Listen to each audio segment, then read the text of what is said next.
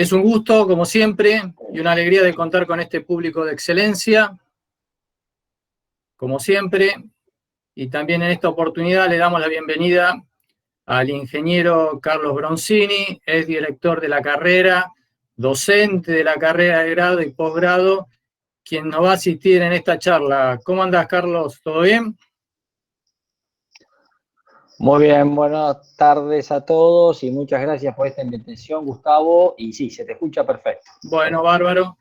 Bueno, les comento un poquito el porqué de este título y de la actividad, ¿no? En principio surgió como una iniciativa del cuerpo de docentes de la carrera, como una manera de celebrar y testimoniar los 150 años de nacimiento de nuestra ingeniería en la Argentina. Y también la de conmemorar los 90 años de la creación de esta facultad, allá por el año 1930, con aquel entonces con el nombre de Escuela Superior Técnica, cuyo fundador fue el general de división Manuel Nicolás Savio.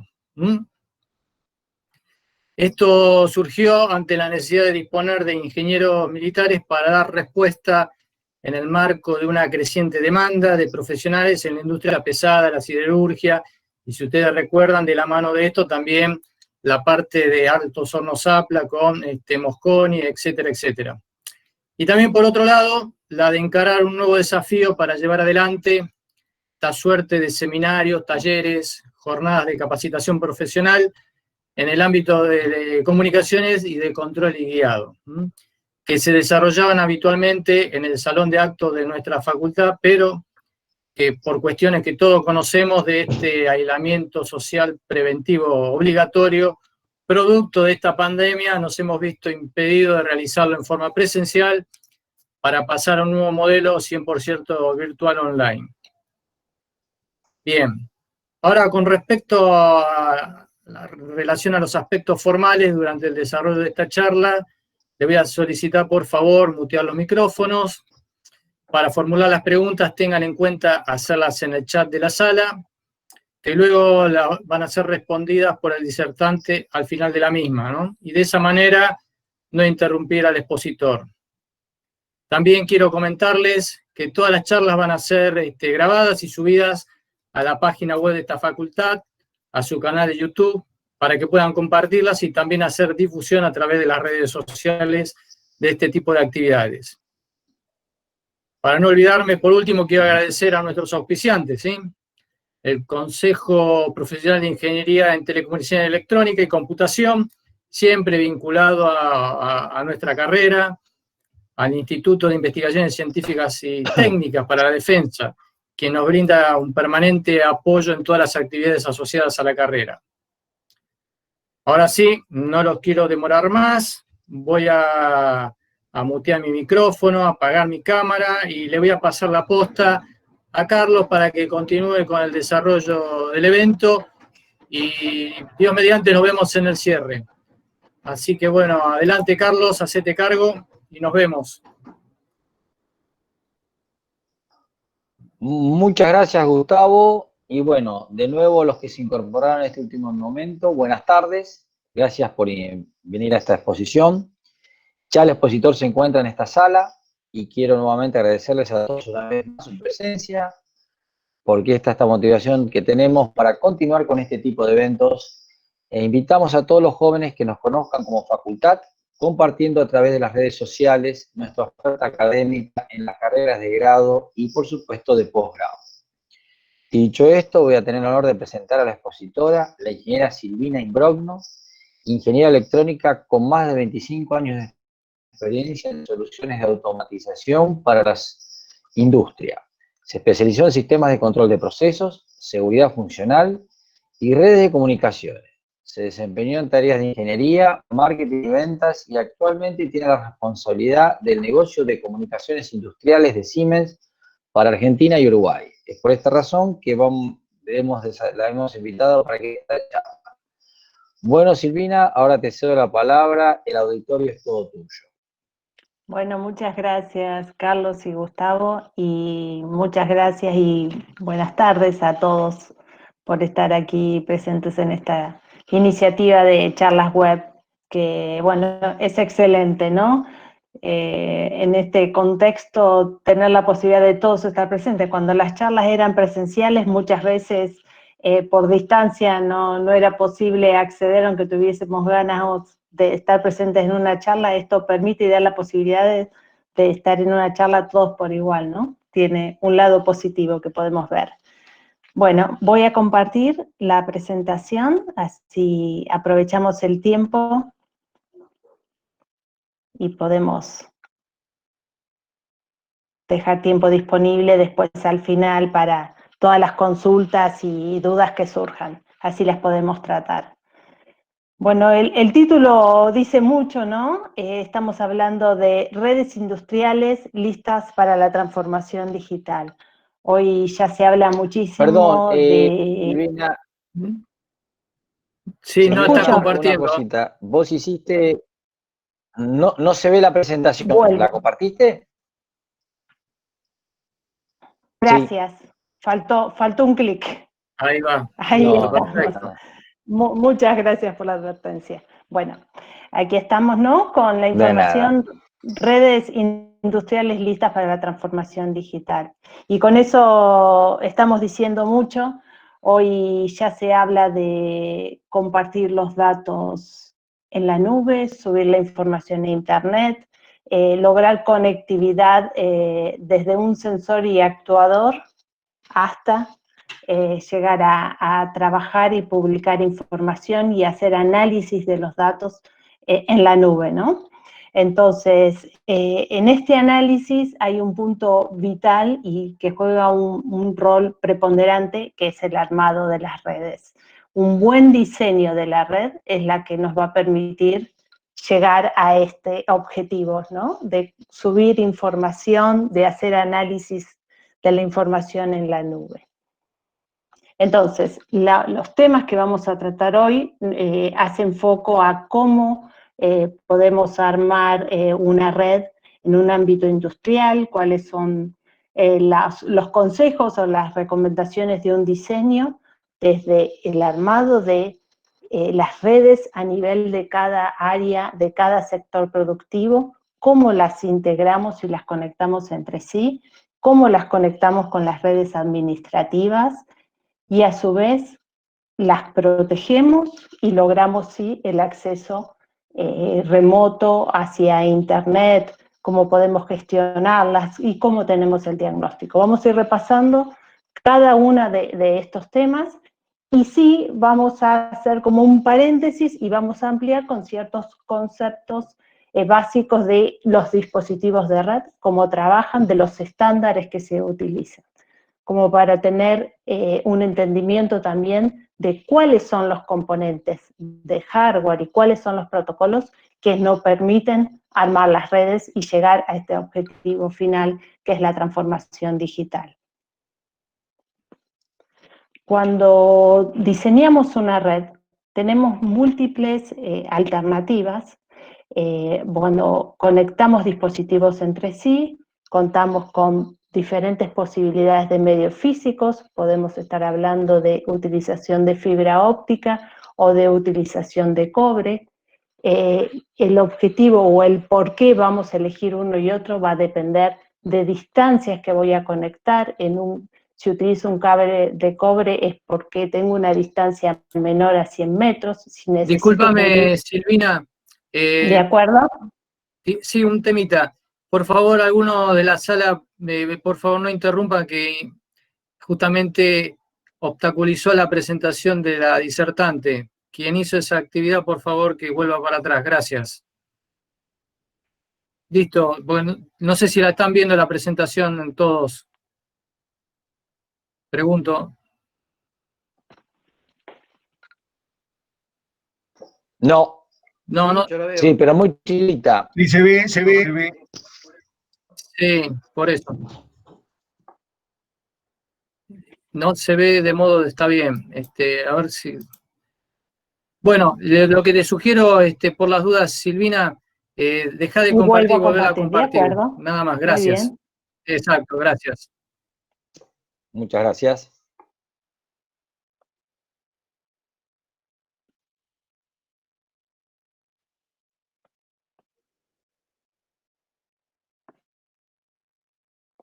¿Ahí estamos? Sí, perfecto. Bueno, Gracias. muy bien, Sí, gracias perfecto, por el perfecto. soporte. De acuerdo. Entonces, Eh, en el armado de una red vamos a tener diferentes alternativas que van a ser tenidas en cuenta. Siempre estamos hablando de una red en un ámbito industrial. Diferentes medios físicos, si hay distancias mayores a 100 metros a cubrir, vamos a estar utilizando fibra óptica, distintos tipos de fibra también, fibra multimodo, monomodo, también relacionado con la distancia máxima a conectar entre dos dispositivos, diferentes tipos de conectores, y siempre hablamos de conectores industriales. Hay un concepto que lo vamos a ver un poquito más adelante, pero cuando armamos redes Ethernet, estamos trabajando en el estándar Ethernet, y vamos a adaptar las condiciones físicas de los dispositivos para un ámbito industrial. El estándar es el mismo, lo vamos a estar respetando, se trabaja con el mismo estándar. Cuando decimos Ethernet industrial, es el estándar Ethernet que todos conocemos, 802.3, con ciertas características industriales que permiten que una red industrial opere de manera correcta, opere de manera óptima. ¿Esto qué significa? Que el conector no va a ser un conector de plástico, sino va a ser un conector metálico, que la conexión se va a asegurar y no se va a soltar fácilmente, que voy a tener diferentes tipos de conectores, puede ser un conector M12 para que esté protegido contra agua, por ejemplo. Voy a tener enlaces físicos, cableados, como vemos aquí, pero podemos también hablar de enlaces inalámbricos para conectar los dispositivos y armar la red. Entonces, todas estas diferentes opciones son las que vamos a tener disponibles en el momento de armar nuestra red en cada uno de los sectores operativos. En este diagrama tenemos representado una industria, una arquitectura de red basada en el estándar Ethernet en un ámbito industrial. OT que vemos allí sería el área operativa o de producción. Vamos a ir analizando durante la presentación cada uno de estas redes que juegan un rol importante y que forman parte de la solución definitiva. En A1 lo que vamos a estar analizando es cada área, cada sector productivo, conceptualmente qué criterios voy a utilizar para el armado de la red Ethernet. Luego esos sectores van a estar unidos entre sí, que dependiendo de las dimensiones de la planta, voy a poder unirlos entre sí con una red o con más de una red. Como vemos aquí, lo que llamamos el aggregation layer que vemos ahí son las diferentes redes. Y luego también vamos a hacer como el backbone, el troncal general de la red, para luego conectarla a la red administrativa. Que haya, como vemos aquí, 3 anillos o que haya uno, depende de cada diseño en particular, depende de la cantidad de sectores que tenga la instalación, la cantidad de dispositivos que haya a conectar. Vamos a analizar protocolos de redundancia, cuándo son necesarios y qué alternativas tenemos disponibles, que es lo que vamos a ver en el análisis, como vemos aquí, A2, que son anillos para tener alta disponibilidad en las redes, analizar cómo es la conexión hacia la red administrativa, y también en todos los niveles de la red, la seguridad. Hoy sabemos que si antiguamente cuando teníamos una red en una planta, muchas veces inclusive los protocolos, los buses de campo eran propietarios, con lo cual el riesgo de una intrusión, de que alguien acceda a la red era prácticamente imposible. Hoy usamos Ethernet hasta el sensor y actuador. Ethernet es un estándar, todos los conocen, y estamos conectando entre sí todas las áreas, todos los sectores, ya no están aislados como antes. Entonces la posibilidad de ingresar a un dispositivo en particular de mi planta es mucho más fácil. Por lo cual hoy la seguridad a todo nivel, en todas las capas, en todas las redes, es necesario implementarlas para estar preparados a conectarnos a Internet y para estar protegidos y asegurar la confiabilidad y el funcionamiento de nuestra red. Y de hoy también lo que es vital y fundamental es el diagnóstico de la red.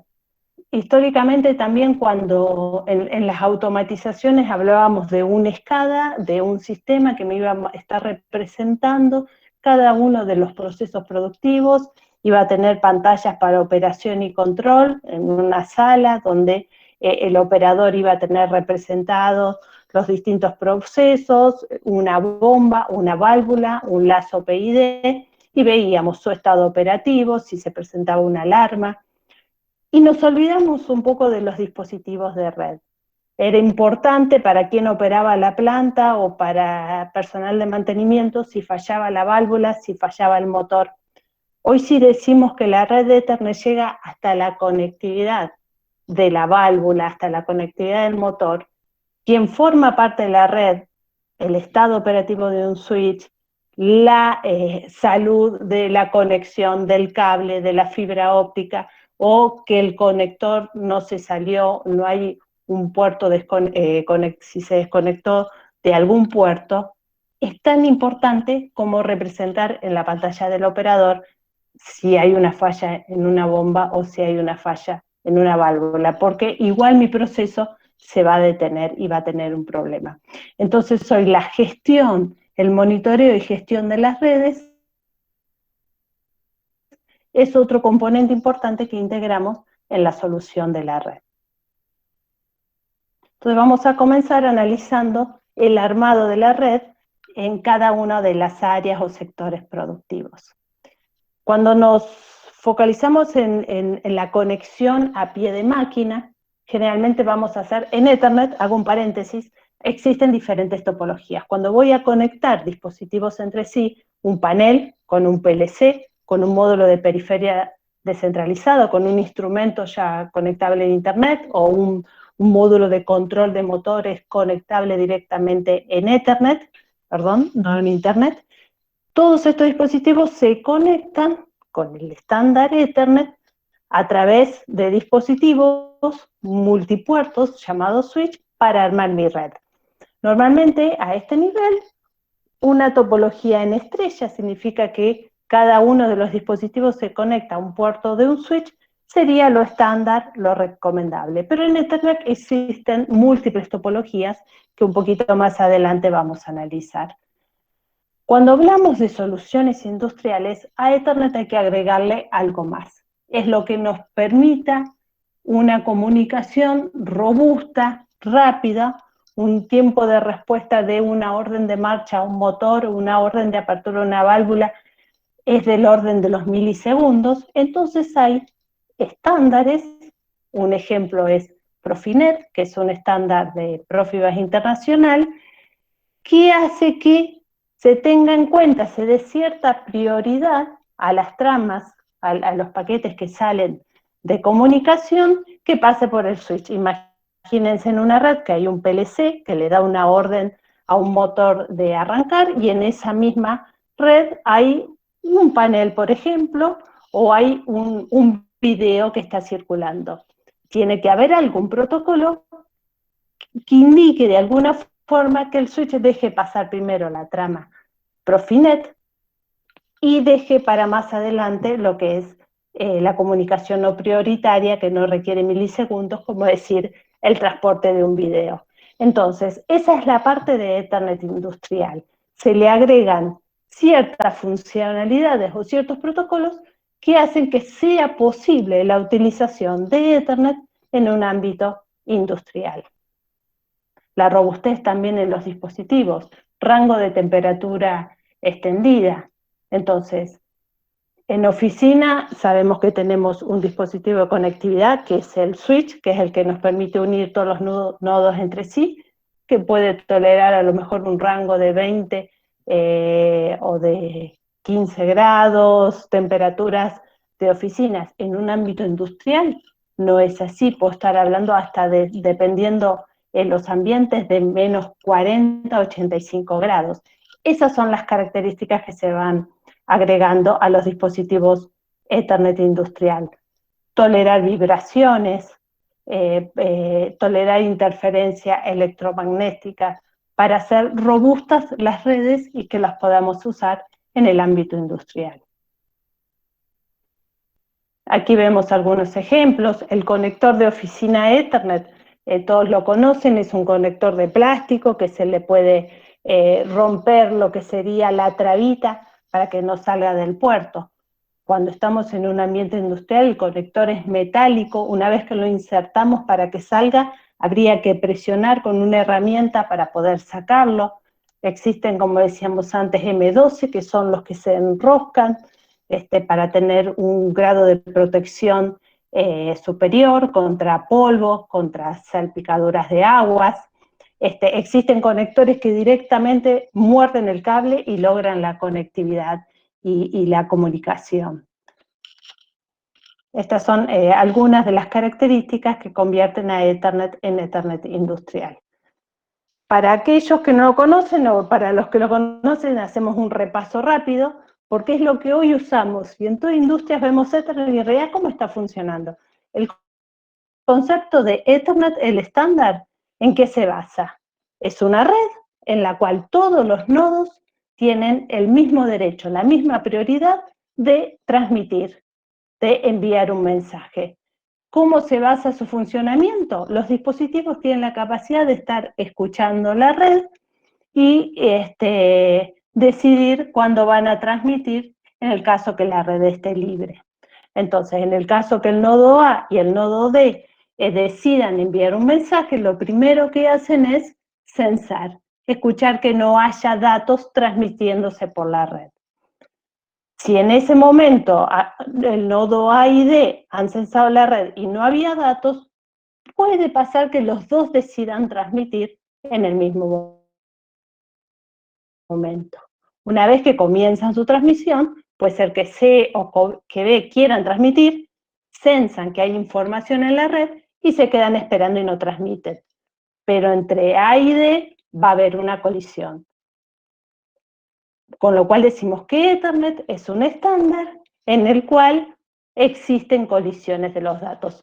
Puede ser que intentaron transmitir, los dos encontraron la red libre, sin embargo, hay una colisión. Cuando hay una colisión, el dato es descartado.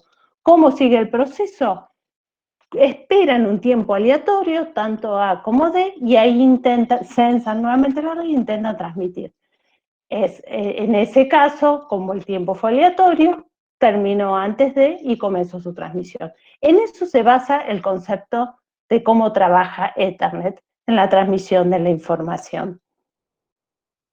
Pero después vamos a ir viendo, a medida que avancemos con la presentación y con las tecnologías que hoy se utilizan, que esto lo podemos ir optimizando. Porque a priori, si pensamos en Ethernet con colisiones, podríamos llegar a pensar que no nos serviría para una comunicación de milisegundos, una comunicación industrial en tiempo real. Entonces vamos a ir viendo cómo se va optimizando, utilizando el mismo estándar para llegar a soluciones óptimas, que hoy es lo que se utiliza en la industria. ¿Qué utilizan los nodos para comunicarse entre sí, para enviar los mensajes? Una dirección denominada dirección MAC. Llamamos dirección física porque esta dirección viene en la placa de comunicación Ethernet, que es la que nos permite la conectividad. Esta dirección está armada por 6 bytes, los números se expresan en hexadecimal, los 3 primeros bytes, el fabricante pone una identificación de dirección que lo asocia, digamos, identifica quién fue el fabricante de la placa, y los otros 3 bytes para indicar una dirección de la placa en particular. De todos modos, utilizando los primeros bytes, se podría indicar, poner un bit en el cual se permite que la dirección MAC sea modificada por software. Por eso, si alguien ha trabajado con PLCs o con placas de comunicaciones y le fue posible modificar esta dirección MAC, es porque está habilitada la posibilidad de cambiar la dirección MAC. Pero conceptualmente decimos que es la dirección física y es la dirección que viene asociada a cada placa de comunicación Ethernet. Y es la que se va a utilizar para identificar nodo origen y nodo destino de un dato. Los datos que se transmiten pueden ser transmitidos unicast, significa que un nodo le envía a un nodo destino, multicast cuando se envía a más de un nodo, y broadcast es cuando se envía a todos. La dirección broadcast es poner todos unos en número binario a la dirección destino. O sea que todos los dispositivos que forman parte de la red van a recibir esa trama. ¿Quién es el que se encarga y nos permite hoy en día, y para mí el más importante en el armado de las redes, es el switch? El switch es un dispositivo de hardware que tiene inteligencia. Tiene su computadora adentro, tiene memoria, tiene múltiples puertos que permite conectar a través de cobre o de fibra óptica los nodos entre sí. Antiguamente, los que tenemos 25 años de experiencia o más, oíamos hablar de los hubs. Un hub era un dispositivo que como cajita, como dispositivo de hardware, lo podemos ver similar a un switch, pero no tenía esa inteligencia que ahora vamos a ver qué es lo que hace un switch. Un hub es un dispositivo con múltiples bocas en la cual todos están conectados. Un dato que ingresa del nodo C sale por todas sus bocas y se reparte a todos los nodos. El nodo destinatario de la trama es el que va a tomar la información y los otros lo van a descartar. El switch viene con inteligencia, con procesador. ¿Eso qué nos permite? Que el switch va a ir aprendiendo las direcciones MAC de los que les envían los datos y la va a asociar al puerto por donde entra el dato. Eso le va a permitir que una vez que tenga toda la información, cuando entra un dato, por ejemplo, del nodo C, que vaya al nodo B, no lo va a enviar a todos los puertos, sino que lo va a enviar solo por el puerto del nodo B. Esto que va a permitir que antes decíamos Ethernet, una vez que transmito, envío hacia todos, y la red se podía usar con un dato a la vez. Ahora yo al mismo tiempo podría estar recibiendo un dato del nodo A y ser enviado por el nodo B. Con lo cual decimos que empezamos a optimizar las comunicaciones. Ya una comunicación, una red Ethernet basada o implementada con switch, significa que no voy a tener prácticamente esas colisiones que veíamos antes, porque voy a tener múltiples caminos para enviar la información. Entonces, este aprendizaje que decíamos lo va guardando estos datos en lo que se llama la tabla de direcciones dentro del switch. Cada vez que ingresa un dato, por supuesto la primera vez, cuando manda un dato el nodo C hacia B y todavía no tiene registrado en qué puerto está B, lo va a enviar hacia todos, como trabajaba antiguamente un hub. Cuando responda B, ya va, la primera vez, ya cuando recibió un dato de C por el puerto 3, ya lo puede guardar en su tabla de direcciones. Y así va completando la tabla. Cuando hay switch conectados entre sí, vemos que en el puerto 5 vamos a tener más de una MAC. La MAC del nodo E, del nodo F y del nodo G. Cada uno de esos nodos tiene su placa Ethernet, que decíamos que cada placa Ethernet va a tener su dirección MAC. Algo importante que hace también ese tiempo que vemos ahí, es decir, si después de un determinado tiempo, que es configurable, podría ir de 30 segundos a 300 segundos, no recibo más tramas de un nodo por ese puerto, lo borro. Porque pudo haber pasado que yo desconecto algún nodo y voy a estar guardando información que no es válida. Entonces, mediante la utilización de switch, ya empezamos a optimizar el funcionamiento de las redes Ethernet. Y vamos a tener múltiples caminos para enviar información al mismo tiempo. También puede pasar que 3 nodos por 3 puertos diferentes quieran enviar información y lleguen al mismo tiempo hacia el mismo nodo. Es ahí donde el switch también tiene un buffer donde va guardando la información para luego poder transmitirla.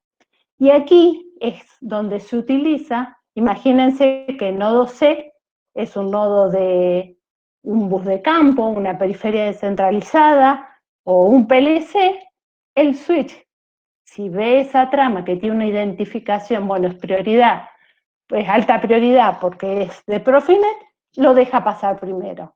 Cambia, saldría azul primero y naranja lo pasa para después. Esa es la parte de Ethernet industrial y protocolos industriales que se pueden utilizar usando el estándar Ethernet. Existen dos formas de enviar lo que recibe un switch. Store and forward significa que recibe la trama, completa, la analiza, ve la dirección origen MAC, la dirección destino MAC y revisa que no hubo un error en el paquete, que llegó correctamente y recién ahí lo transmite. Eso es, por ejemplo, en Profinet y en buses de campo comúnmente utilizado. Capture, que significa que en cuanto tiene la dirección destino, envía. Si hubo un error en la trama y después llegó mal, luego se descartará, pero no es el switch el que espera revisar que fue correcta.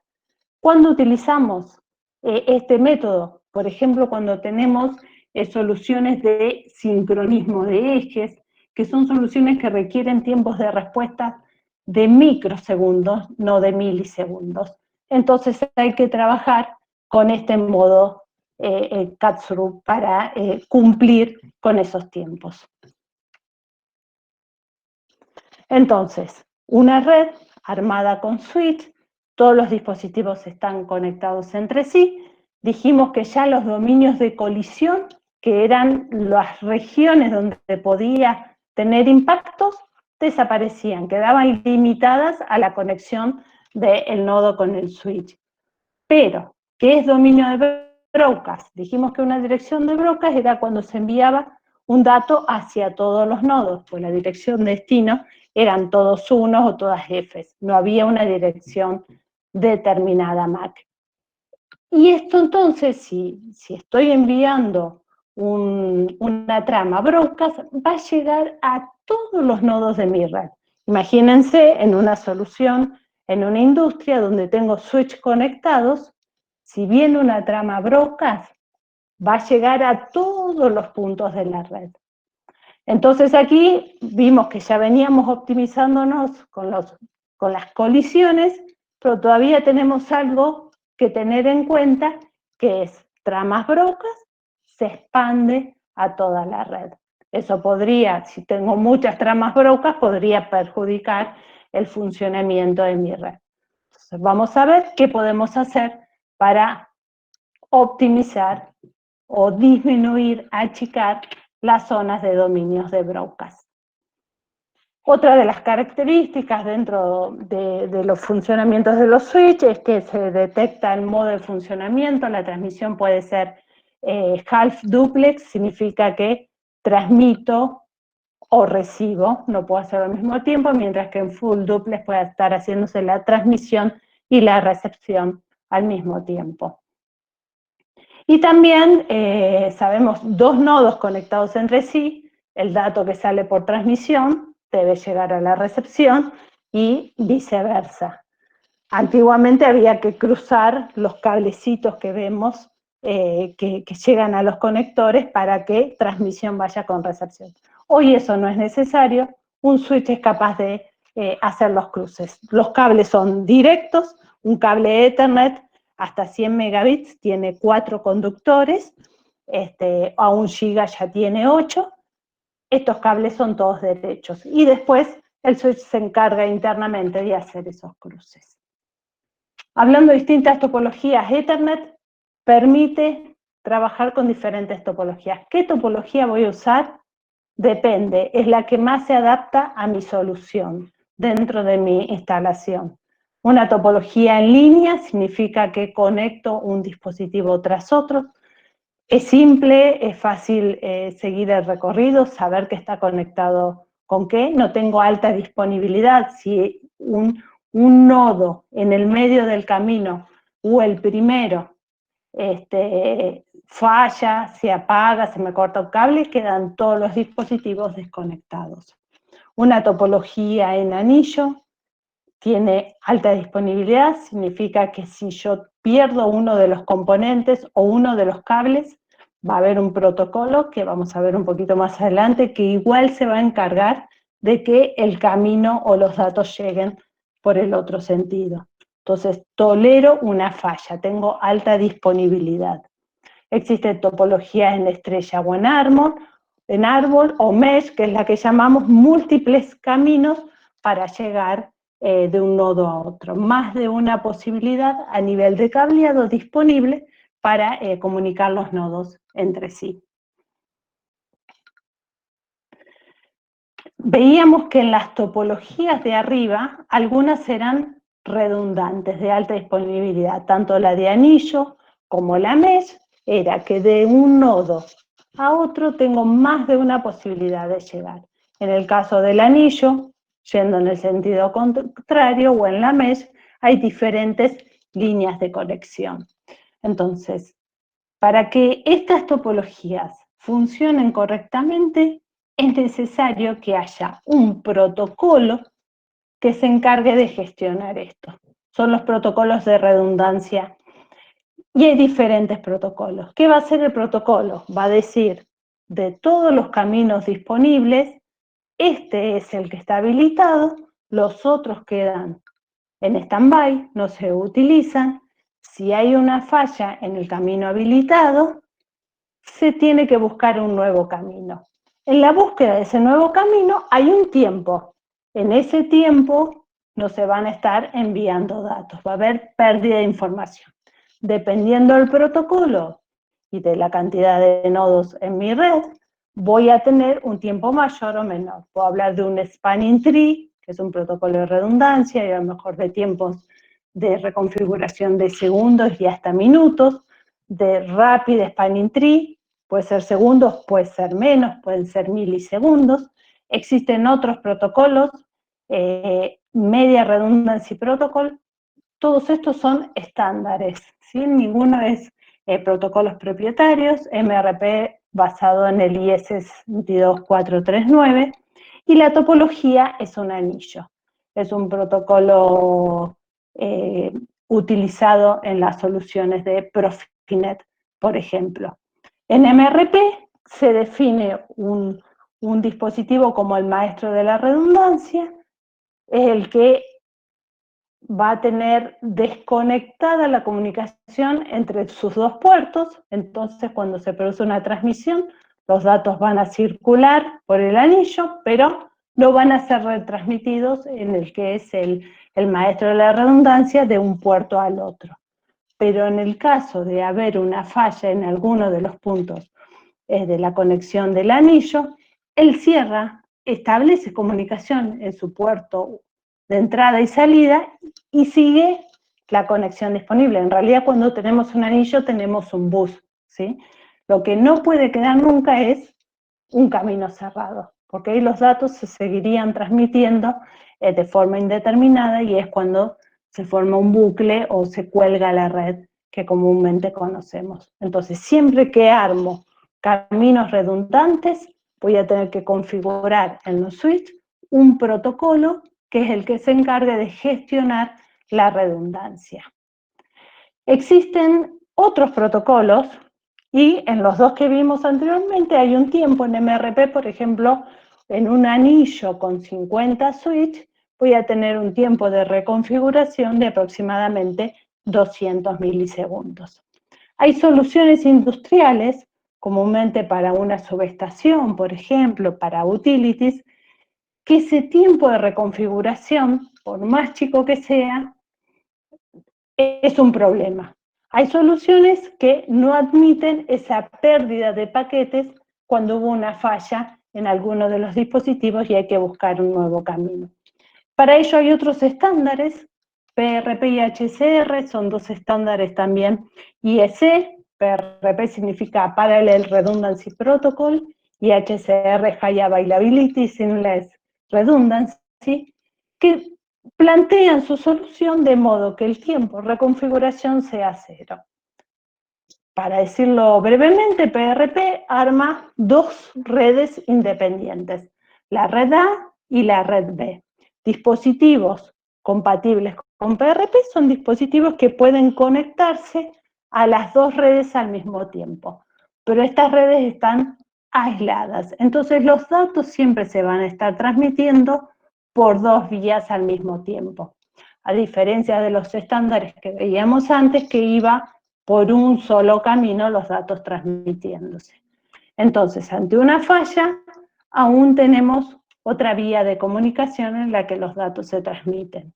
En el caso de HCR, la topología es un anillo, que a diferencia de MRP, que se transmitía en un solo sentido, en HCR los datos salen hacia los dos lados, en ambos sentidos. Luego, quien recibe el dato es quien descarta el que está adicional. ¿Sí? Entonces, en estos dos protocolos, el tiempo de reconfiguración es nulo. Entonces, habíamos armado nuestra red para cada uno de los sectores. Teníamos, gracias a la utilización de los switch, prácticamente soluciones sin colisiones y alta disponibilidad mediante la utilización de protocolos de redundancia cuando así nuestro proceso lo requiere. Una vez que tenemos los sectores conectados, seguramente voy a tener necesidad de enviar algún tipo de información entre los diferentes sectores. Para ello es que armamos, ya vamos al nivel de backbone o de las capas de conexión entre sí que vemos aquí. ¿Por qué? Porque vamos a tener que conectar los diferentes sectores. Podría armar dos anillos como se ve acá, que podría ser una línea productiva y después otro anillo para otra línea de producción. Y después a su vez volver a integrarlos más arriba. O podría ser un único anillo, generalmente que armamos para unir los diferentes sectores. Seguramente hay información que intercambiar entre los distintos sectores, puede ser un enclavamiento, tiempos, parámetros, entonces los integramos. Por un lado vemos que es positivo, porque tenemos todo comunicado, integrado, pero estamos ampliando nuestro dominio de broadcast. Un ataque o un dato malicioso que entra en algún punto se distribuye a lo largo de nuestra red, a todos los puntos. Entonces vamos a ver cómo seguimos con este tema. Aquí vemos el diagrama, tenemos los distintos sectores y conectados todos entre sí. Aquí decimos que tenemos capa 2, ¿por qué capa 2? Porque un switch dentro de, hoy no lo he presentado para no extenderme, pero el modelo de referencia OSI es un modelo de 7 capas que lo que hace es analizar en 7 funcionalidades, en 7 capas, todo el proceso o todas las funciones que hay que implementar para lograr una comunicación. Desde que un dato sale de un nodo hasta que llega a otro nodo desde capa de aplicación, cuáles son todas las tareas que hay que realizar. En capa 2 están las tareas que realiza un switch. En una comunicación capa 2, que son las redes Ethernet que armamos con los switch, nos interesaba esa dirección MAC que veíamos ahí. Un nodo le envía un dato a otro, le dice mi MAC es esta, la MAC destino es esta otra que pongo acá, y así se establece la comunicación. Todos están conectados físicamente y todos pueden hablar entre sí. ¿Qué podemos hacer para achicar esos dominios de broadcast y separar, estar físicamente conectados, pero lógicamente separadas las redes? Lo que podemos hacer es hacer lo que se llaman las VLAN, redes virtuales, lógicas virtuales. Lo que vamos a hacer es, ustedes ven que físicamente está todo conectado, pero no van a poder hablar entre sí. ¿Por qué no van a poder hablar entre sí? Vamos a lógicamente separarlas. ¿Y cómo lo podemos hacer? Existen diferentes formas. Podemos definir en el mismo switch, en cada puerto, configurar qué puertos pertenecen a una red virtual lógica 1, qué puertos son de la 2, qué de la 3 y de la 4, los distintos sectores. Lo puedo hacer por switch, lo puedo hacer por direcciones MAC, lo puedo hacer por direccionamiento IP. Básicamente está todo conectado, pero lógicamente, por diferentes criterios, configurables físicamente en el switch o usando otros criterios de direcciones IP, los aislamos. Entonces ya no van a poder dialogar los dispositivos que estén en la máquina 1 que los que estén en la máquina 2. Salvo que intervenga otro dispositivo, que ahora vamos a hablar, que es el router, que tenga sí la capacidad de enviar datos entre VLAN, entre las distintas redes virtuales lógicas diferentes. Entonces ya tenemos la tranquilidad que ese dominio de broadcast, que un dato se propagaba a todos los sectores, ya no va a pasar.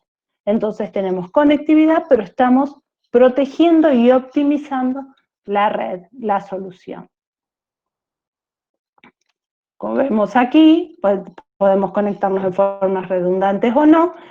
Cada uno de los sectores pertenecientes a VLAN separadas van a poder dialogar entre sí con la participación de un router. Un router es un dispositivo que tiene conectividad, la funcionalidad como tiene un switch, pero además entiende el direccionamiento lógico. Es el que se encarga de enviar paquetes utilizando las direcciones IP. Entonces, va a poder enviar datos de diferentes subredes y conectarlos entre sí. Lo mismo, el mismo criterio vamos a utilizar si a su vez cada uno de estos anillos que conectaban a todas las áreas de las líneas productivas los unimos entre sí para luego lograr una conectividad definitiva con lo que sería la red administrativa, por ejemplo. Entonces vamos a entender o repasar un poquito cómo trabaja un router, qué es una dirección IP. Una dirección IP, entonces, es la dirección lógica que llamamos. IP la conocemos todos hablamos de la dirección IP para acceder a Internet, que tenemos en nuestras computadoras también. Ya no es la dirección física en la placa, sino se la podemos asignar, lógicamente, a los dispositivos de conexión a Internet. Está constituida por 32 bits, representado en 4 números digitales. Una dirección IP en realidad da más información que la dirección lógica del nodo. Una dirección IP contiene información de la subred a la que pertenece y la dirección del nodo. Para ello, si recuerdan cuando uno lo ve en una placa de una PC, por ejemplo, ve la dirección IP y ve la máscara de subred. La máscara tiene el formato de una dirección IP que solo va a contener unos y ceros. Los primeros unos son los que se van a asignar para filtrar o para identificar la dirección de subred que está contenida en la dirección IP del nodo. Y lo que está indicado con 0 es lo que va a identificar o separar la dirección del nodo. Entonces, una IP que tengo en un dispositivo de red, junto con su máscara de subred, me permite encontrar, identificar cuál es la dirección de subred, o sea, a qué subred pertenece esa dirección y cuál es la dirección del nodo. Entonces, cuando quiero comunicar un dato o enviar un dato, una trama de PC1 a PC2, lo que yo conozco es la dirección IP, no conozco la dirección MAC. Sí conozco la dirección MAC propia porque uno en su propio sistema tiene comandos y que le permite identificar la dirección MAC. Pero no conozco la dirección MAC de mi destino final. Sí sé a qué dirección IP voy a mandar. Entonces existe, lo vamos a hacer simple, pero existe un protocolo que lo que hace es investiga en la red cuál es la dirección MAC de ese nodo con dirección IP. Básicamente se envía un broadcast, broadcast le envía a todos los nodos que la dirección IP de la PC1, que tiene una MAC que conoce, le quiere enviar un dato a PC2. Y se le envía con dirección MAC broadcast, va a todos. Allí, entonces, es donde quien es el destinatario de esa dirección IP va a contestar y se va a poder conocer su dirección MAC. Esta comunicación va a ser posible con dispositivos que pertenecen a la misma subred. Recuerden que están conectados entre sí con switch, y los switches interpretan solamente las direcciones MAC. Cuando hay un nodo al que me quiero comunicar que no pertenece a mi misma red, voy a necesitar la participación de un router que es el que es capaz de enviar datos de una red a otra. Para que esto sea posible, y esto también lo van a recordar porque uno lo ve en una placa, en una PC cuando la configura, uno tiene la dirección IP, tiene la máscara, entonces ya está indicando a qué subred pertenece, y tiene lo que se llama Default Gateway. ¿Eso qué significa? Vamos a poner la dirección IP del router, de la interfaz del router que está conectado a mi red.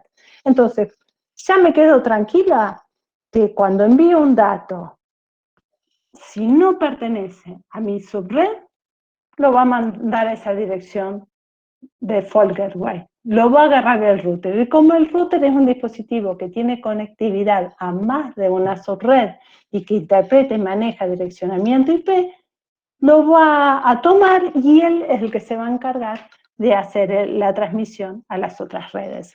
Entonces, en una solución de automatización, en una solución industrial, el router empieza a jugar un papel cuando hay que conectar diferentes redes entre sí.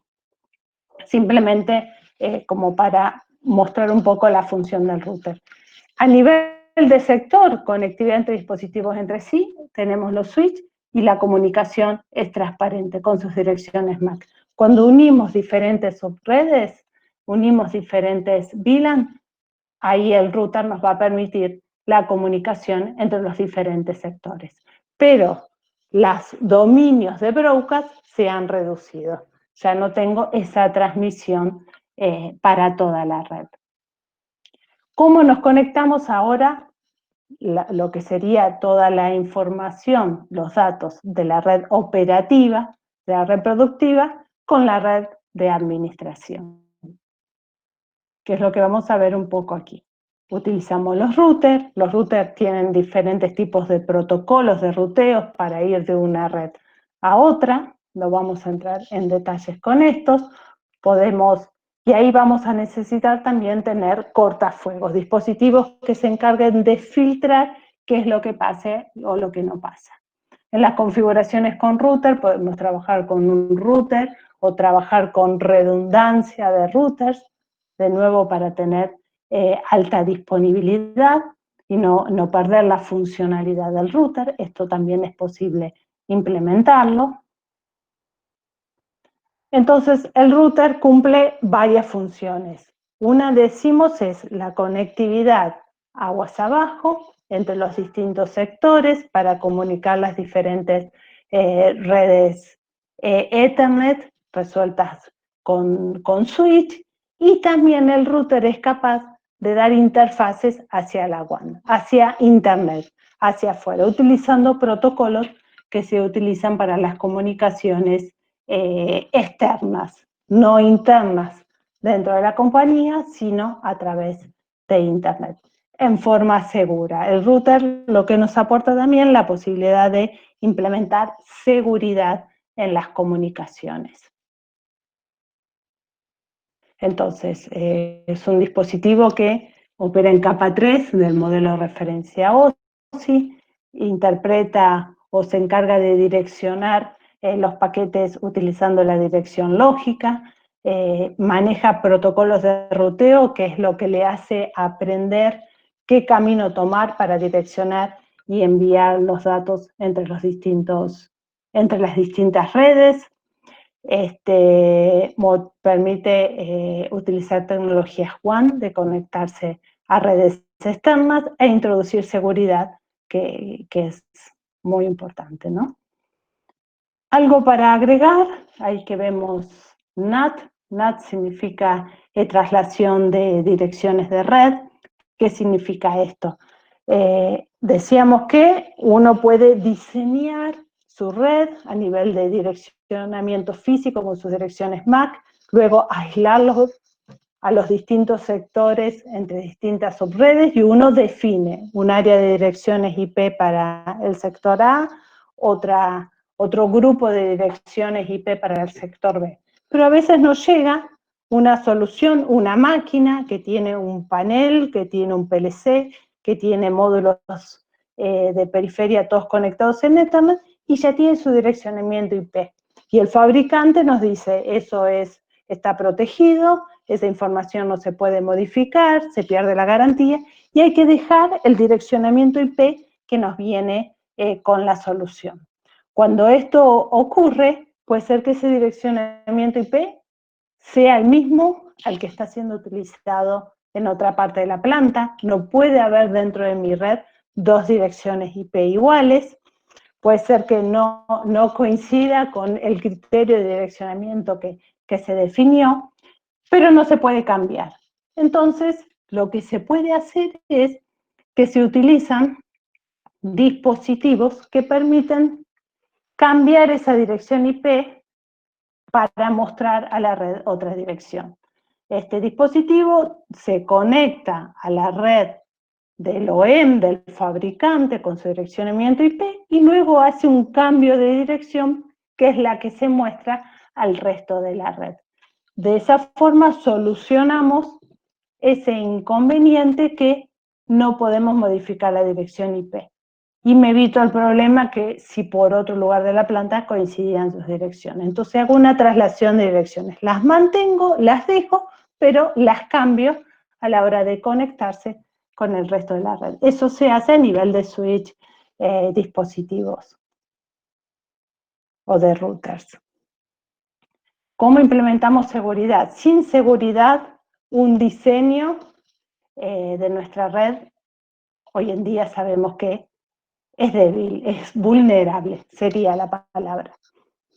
Y hay un concepto que se utiliza, bueno, razones, conocemos todos muy bien. Hoy ya queremos conectar nuestra red o datos de nuestra red hacia Internet. Utilizamos conexión móvil, inalámbrica, en las redes de utilities también, por ejemplo, una subestación inteligente en donde se sube información, se exporta información.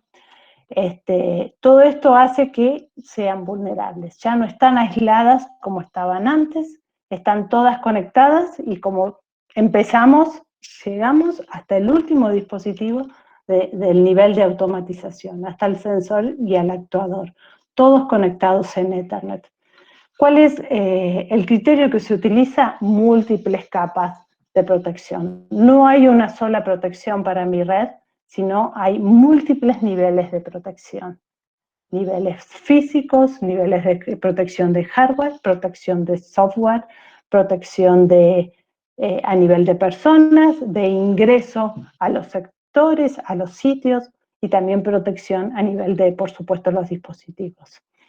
Ahí vemos algunos ejemplos. Si tenemos un poco en mente lo que era toda la estructura de la red en todos los niveles, podemos pensar desde, bueno, la seguridad física de quién puede entrar y quién no, a cada uno de los sectores, la utilización de password, por ejemplo, usar que no sean públicos y que el criterio en el diseño del password sea robusto, de acuerdo a las recomendaciones, los protocolos utilizados, que sean los que son seguros, HTTPS, SNMP versión 3, Secure Shell, son dentro de los protocolos de utilización en las redes o de acceso a la información a los dispositivos de red. SNMP, por ejemplo, es el protocolo que me permite tener información y gestión de los dispositivos de red, que sea la versión segura, en la cual los datos van encriptados, por ejemplo. Segmentar, como veíamos antes, separar las redes mediante la utilización de las VLAN, eso también me da seguridad. No hay una solución, es implementar seguridad a todo nivel. En un mismo switch yo puedo deshabilitar los puertos que no se estén utilizando, y ahí implemento seguridad, pues no puede venir alguien y conectarse a un puerto libre porque el puerto está deshabilitado. Puedo configurar en un switch qué MAC pueden ingresar y cuáles no, a qué puertos puedo ingresar o no. En los routers configurar cortafuegos, significa hacer todas las políticas de qué dato puede pasar, qué protocolo puede pasar, qué direcciones IP pueden pasar a través de él o no. Y luego existen sistemas más complejos, más completos, que son en un router configurar cortafuegos que se encarguen de estar escaneando la información que circula por la red y detectar algo que no es estándar, que no es esperado, como los sistemas que vemos aquí, como sistemas de detección de intrusiones. Existen otros que no solo detectan, sino que toman acciones. Por supuesto, hay criterios para decir en qué nivel de las capas de red y de automatización corresponde o conviene instalar este tipo de cortafuegos. Ejemplos que vemos aquí, entonces usar SNMP versión 3, por ejemplo, implementar redes virtuales, asegurar el ingreso a los puertos, digamos, hacer protección de usuarios, no usar un mismo usuario para todo, admin, y el ingreso a los dispositivos de red, todos lo conocemos, sino tener una política de definición de usuarios, definir qué direcciones MAC pueden pasar a través de un dispositivo, usar HTTPS, un servidor de usuarios, y esa es la forma de acceder, o sea, no configuro localmente en el switch, en el router, mi usuario si no tengo un sistema, un servidor de usuarios, que inclusive puede ser los usuarios administrados y gestionados a nivel corporación. Encriptar la información que se transmite por la red. Eso lo puedo implementar a nivel de los routers. Llegamos en el diseño de la red al punto de la DMZ. La DMZ es un sector que vamos a decir que ahí vamos a poner o permitir la conexión hacia lo que no es seguro, hacia otras áreas, hacia Internet. Ahí normalmente es donde voy a instalar a lo mejor los servidores de antivirus, un servidor web, porque sabemos que tiene que tener salida a Internet, el acceso remoto desde el exterior para operar en forma remota en algún dispositivo de la planta, el software de gestión de redes. Voy a permitir acceso desde afuera en esta zona, pero esta zona, para ingresar a los diferentes sectores de la planta, va a estar protegido. Va a haber un montón de cortafuegos y de protecciones, unas barreras que van a proteger esa conexión. No voy a acceder desde afuera a cualquier punto, a cualquier nodo de mi planta, sino accedo a ese sector solamente, y de ese sector voy a tener todas las seguridades implementadas para salir en forma segura. El acceso remoto es una necesidad, podemos hacer gestión, mantenimiento, algún tipo de operación. Lo importante es cómo lo implementemos de manera de no poner en riesgo a la planta. Existe uno de los métodos, los criterios, es acceder a través de lo que llamamos VPN, o son los túneles virtuales privados. Lo que hacemos es una red, un enlace de punta a punta, de origen a nodo que quiero llegar, en el cual hago autenticación, digo quién soy yo, a dónde estoy accediendo, para que se permita el ingreso. Una vez que los datos viajan por el túnel, viajan encriptados, de modo que nadie puede ingresar y modificar, alterar esa información. Esto haría que nos basemos en el criterio de confidencialidad, nadie va a ver los datos, van encriptados, integridad, los datos están bien, no han sido modificados, y digo quién es el que está enviando, y por supuesto fue validado que estaba permitido. Esto va a permitir configurar accesos, como decíamos antes, para una tarea de mantenimiento, para una tarea inclusive de operación, o de gestión de leer información. Y puedo definir diferentes niveles, diferentes permisos. En el diagrama vemos a priori un concepto de acceder a cada nodo en particular de la red. En realidad lo que hacemos después es no tener una llegada, pues seguramente en la planta eso no está permitido, puede ser que alguna sí, que desde afuera, siguiendo las líneas naranjas, podamos acceder a un PLC, a un nodo, a un sector productivo en particular. Lo más común va a ser que vamos a ingresar a la zona de la DMZ y luego de allí vamos a tener la comunicación segura hasta un dispositivo en particular.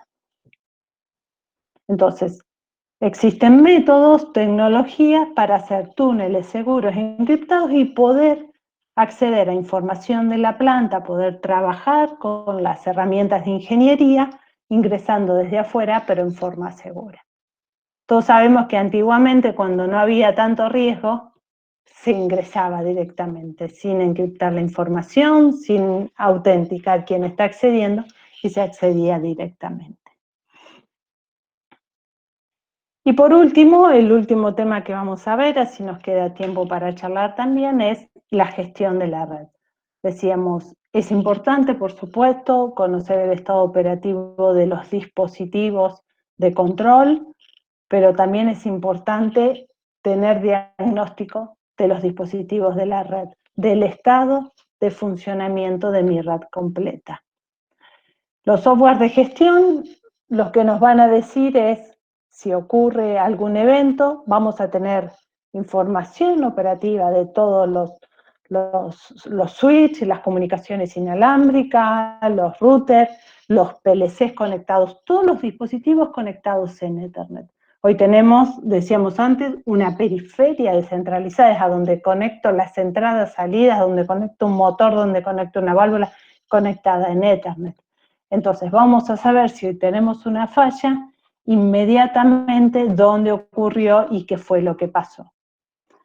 Normalmente, cuando uno no tiene una herramienta que centraliza toda esta información, tiene la posibilidad a un switch, poniendo su dirección IP, poder acceder a su servidor web que tiene incorporado, y ahí tengo información de cómo está configurado, de la tabla de logueo que me cuenta qué fue pasando, los eventos que ocurrió, quién se logueó, pero tengo un acceso particular, puntual a cada uno de ellos, y usando un usuario en particular. A través de línea de comandos también puedo registrar la información, o a través de las herramientas de ingeniería de cada una de las soluciones o PLCs hoy de mercado, uno puede también acceder y tomar información. La idea es, en una herramienta, centralizar todo este tipo de información, usando los estándares. Antes decíamos SNMP, es un protocolo, un estándar para gestión de redes, tomando los datos que este estándar me provee, tomando la información que el estándar por fines de diagnóstico me da, la información de SIMATIC o de la marca de PLC que sea, que me da diagnóstico de conectividad. Toda esa información la voy a integrar para poder visualizar.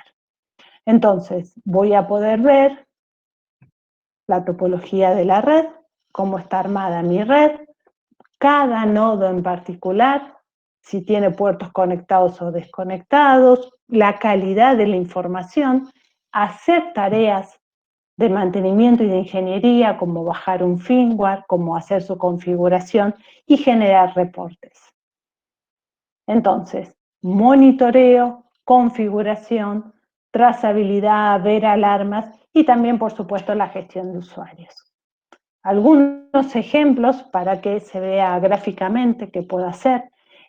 Veo la topología, veo todas las redes como están armadas y se genera automáticamente. ¿Por qué? Porque los switches, los routers tienen capacidad de, a través de protocolos estándares de Ethernet también, dar información de quién está conectado al lado de quién.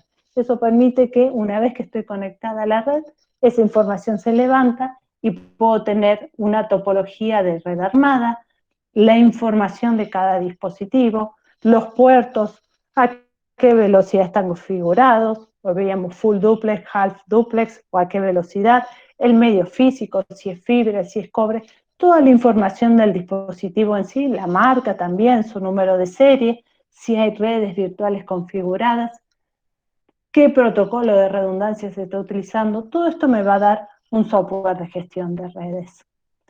El listado de todos los componentes, entonces yo voy a tener ya la lista de los componentes de red que están, cuáles son sus direcciones IP, cuál es su descripción y su estado, su alarma, su evento. Esto me permite rápidamente detectar y tener información si ocurre una falla en la red. Tener también los gráficos, ¿no?, de eventos, tenerlo representado gráficamente cuando ocurre una falla, por ejemplo, y también, bueno, tareas de configuración, hacer los cortafuegos desde aquí, hacer el NAT, la traslación de direcciones, por ejemplo, o bajar un archivo de configuración en un switch. Si bien uno lo saca de una caja, lo alimenta y lo conecta y logra, tiene conectividad, no configura nada.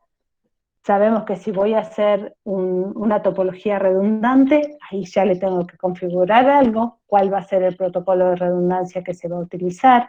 Si quiero tener diagnóstico, alarmas, también voy a trabajar en su configuración. Entonces, y eso lo hago en los switches o en los routers que son gestionables, que tienen la posibilidad de acceder a su configuración a través de un explorador de Internet. Esto lo puedo hacer de manera centralizada a través de un software de gestión de redes, ¿no? Bueno, algunos de los ejemplos que puedo gestionar desde estas herramientas. Hoy ya el diagnóstico de la red es una necesidad y que se integra también a la solución de supervisión y control, ¿no?, de la planta. Algunas curvas, ver tendencias de trazabilidad, por ejemplo, como estuvieron trabajando, generar los reportes también, o generar un reporte de validación y decir, bueno, si hay IP duplicadas en mi configuración, si hay nombres de dispositivos que está duplicado también, cómo es la performance, cómo están trabajando, digamos, cuánto del ancho de banda se está utilizando o no, cuánto tiempo si se cayó o no un puerto o una conexión, y lo puedo sacar como un reporte de validación. Y lo importante de estos sistemas es que también luego lo puedo, la información que tienen ellos, llevar aguas arriba, llevar a otros sistemas. Conexión hoy OPC o cualquier aplicación, sabemos que tiene la posibilidad de conectar datos una con otra a través del estándar OPC. OPC UA es la forma segura, encriptada, de comunicar los datos. Entonces, la información del software de gestión luego la puedo exportar. O también generar un email y mandar un mail, se genera un evento, hay una falla y se envía un email al responsable de mantenimiento, por ejemplo, de la planta. Son algunas de las soluciones que uno puede realizar para estar siempre informado ante una falla, de modo de responder rápidamente. Vía OPC-UA podría estar conectada esta información al SCADA, por ejemplo. El SCADA, que es el software de monitoreo y control de la planta, donde tenemos representadas las diferentes áreas del sector con las válvulas, lazos, motores y todos los planos de proceso, digamos, representados. Puede estar directamente conectada a la gestión de red en mi sistema de supervisión y control. Bien, llegamos al final, nos quedan unos 10 minutitos. Carlos, Gustavo, no sé si hay preguntas. Ahí están mis datos, mi correo. Silvina, muchísimas gracias por la presentación, estuvo muy excelente. Y bueno, y ahora te voy a hacer unas preguntas que me han llegado, y la primera que te quiero hacer es, ¿cómo se está trabajando el tema y si hay alguna previsión hecha, se ha avanzado en el tema de IPv6? ¿Implementaron algo? No mucho, ¿qué pasa? Algo, sí. Mira, IPv6 básicamente es un cambio de hardware y lo que hace es que hoy prácticamente todo lo que sigue saliendo a nivel industrial en conectividad sigue saliendo a nivel versión, con IP versión 4 utilizándose. Digamos, en todas las soluciones que venimos implementando, todavía se sigue trabajando con IP versión 4. No hay... Bueno, perfecto. Otra pregunta. Sí. No, es eso. El estándar está, la tecnología está, pero a que se llegue a implementar, por ahora no. No se está haciendo. Esa es la respuesta, en realidad. Quería que también se aclararas un poco, ahí hablaste de IEC como norma. Sabemos que IEC es la entidad que maneja todo lo que es automatización, es el International Electrotechnical Commission, toda la parte industrial y lo que es automatización está regido bajo la IEC, pero no nos olvidemos que estamos trabajando con un protocolo que viene de otra área, que es la IEEE, el Ethernet, IEEE 802.1, 802.11, si es Wi-Fi. ¿Cómo conviven los dos y cómo trabajan cuando tenés así dos entidades y dos normas que están compartiendo el mismo vínculo y que tienen, por supuesto, intereses diferentes o necesidades o requerimientos diferentes? ¿Cómo trabajan? Ahí hablaste de las colisiones, pero bueno, si le podés dar un poquito más de detalles, sería interesante. Correcto. Hoy en día, un poco cuando quise transmitir un poco el mensaje de Ethernet industrial, antiguamente se trabajaba mucho con protocolos propietarios y cada fabricante se basaba en estándares o en protocolos que eran soluciones propietarias para ese estándar. El tiempo fue demostrando que ir a estándares era la solución. Contrariamente a lo que se pensaba que se podía perder mercado por usar un estándar porque otros también iban a poder proveer, el tiempo demostró que aceptar los estándares y desarrollar quienes fabrican dispositivos conformes a los estándares era lo que te permitía ser vigente y estar en el mercado. Entonces, se conviven con muchísimos estándares. Hoy el tema de Ethernet, que como bien decías, IEEE 802.3, tiene sus especificaciones. Esas especificaciones se cumplen. Luego se hacen adaptaciones manteniendo ese estándar. ¿Qué significa eso? Que mañana vamos con un switch que tenemos en nuestra casa y lo ponemos en un ámbito industrial y vamos a tener conectividad. Se respeta lo que dice el estándar. Puede que pasen 2 días y ya no funcionó más, por características constructivas, por temperatura, por vibración, porque se me rompió el conector. Pero la forma de comunicación respeta los estándares. Mencionamos otros como IEC porque son, por ejemplo, los protocolos de redundancia. Entonces, es como que conviven y cada estándar define, IEEE en este caso estaba relacionado o asociado a lo que es la comunicación basada en Ethernet.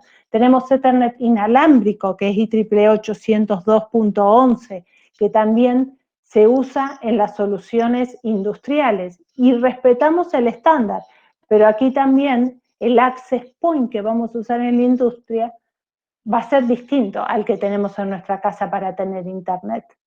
Va a soportar distintos rangos de temperatura, va a soportar, y tienen algunas modificaciones, sí, muchas veces que pueden ser propietarias si se quiere optar por una comunicación mejor todavía.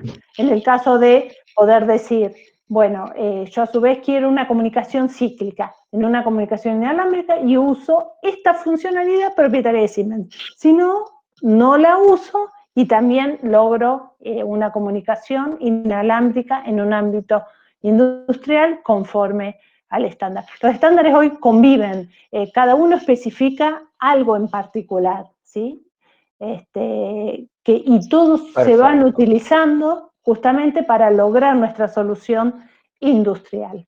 Pero hoy prácticamente todo lo que se usa a nivel de bus de campo, por ejemplo, de comunicación entre PLC y dispositivos de campo, son estándares. Sí puede que haya varios, y aquí también, por ejemplo, ahí veían en las presentaciones Profinet.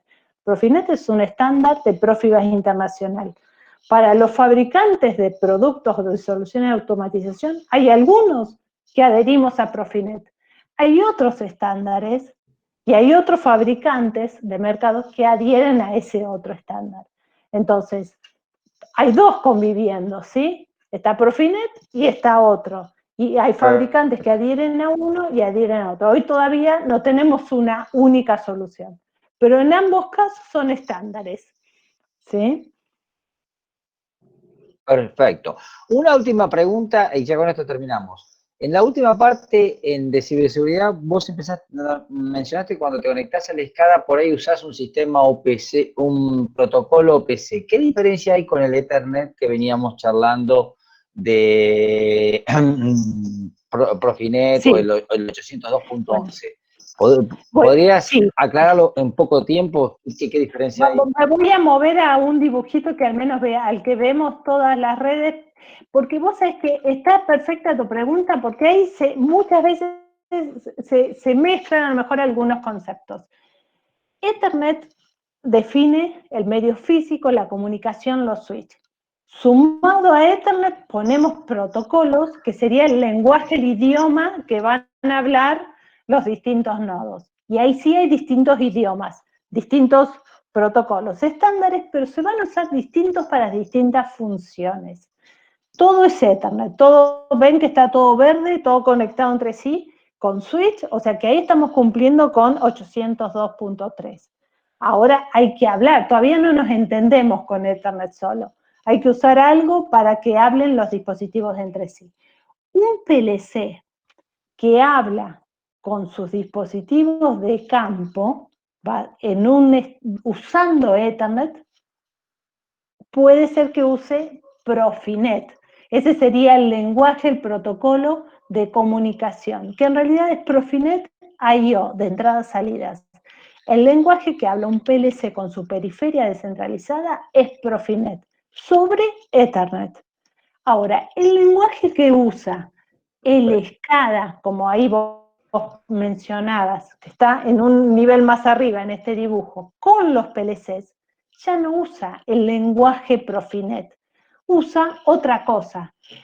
Va a usar, aparte, hoy no vimos el modelo de referencia OSI, pero ahí ya usa las direcciones IP.